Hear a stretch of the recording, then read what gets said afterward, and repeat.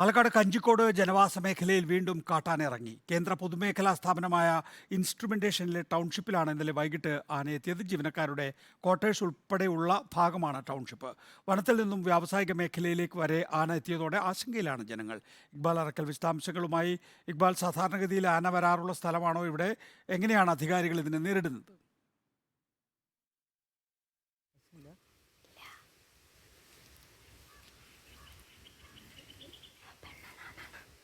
ഇക്ബാൽ വിശദാംശങ്ങളുമായി. ഇക്ബാൽ, സാധാരണഗതിയിൽ കാട്ടാന ഇറങ്ങാറുള്ള പ്രദേശമാണോ ഇത്? എങ്ങനെയാണ് ഇതിനെ വനം വകുപ്പ് നേരിടുന്നത്?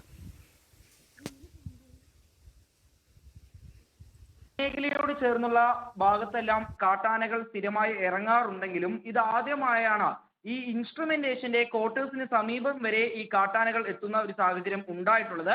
ഇന്നലെ വൈകിട്ട് ഈ ടൗൺഷിപ്പ് ഭാഗത്ത് ഇൻസ്ട്രുമെന്റേഷൻ ടൗൺഷിപ്പ് ഭാഗത്തേക്ക് എത്തിയ കാട്ടാനയുടെ ദൃശ്യങ്ങളാണ് നമ്മൾ ഇപ്പോൾ കാണുന്നത്. ഈ ടൗൺഷിപ്പിലാണ് ഈ ഇൻസ്ട്രുമെന്റേഷനിലെ ജീവനക്കാർ കഴിയുന്ന ഈ ക്വാർട്ടേഴ്സുകളെല്ലാം ഉള്ളത്. ഇതിന് സമീപത്തേക്കാണ് ഈ കാട്ടാനകൾ എത്തിയത്. ഇതോടെ വലിയ രീതിയിൽ ആശങ്കയിലായിരിക്കുകയാണ് അവിടെയുള്ള ആളുകളും അതുപോലെ തന്നെ ജീവനക്കാരും ഉൾപ്പെടെ.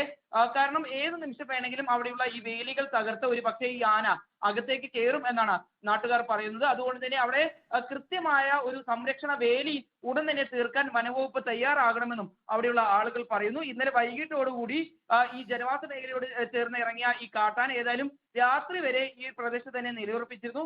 നിലവിൽ ഈ ആനയെ കാട് കയറ്റാൻ സാധിച്ചിട്ടുണ്ട് എന്നാണ് വനംവകുപ്പിൽ നിന്ന് ലഭിച്ചിട്ടുള്ള വിവരം.